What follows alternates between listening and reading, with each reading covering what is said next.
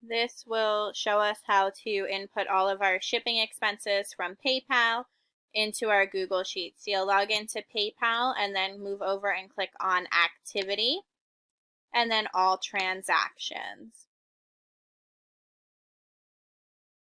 Once that loads up top you will type in US with capital letters and then postal and change the date to 2021. And then push the search button.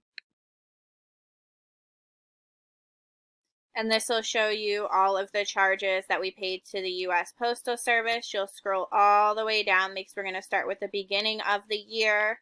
But after you've been doing this for a while, you can scroll just to the date you need, or you can change the date right up here within the dates that you need for that period of time.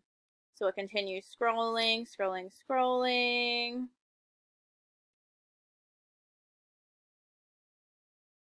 And it looks like our very first one for 2021 is going to be January 2nd.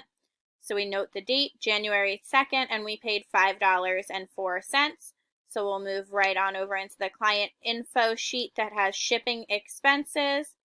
We'll input the amount, which is $5.04, and the date, which was 01/02 for January 2nd. And then you would move back and continue to do the same thing for each of the transactions.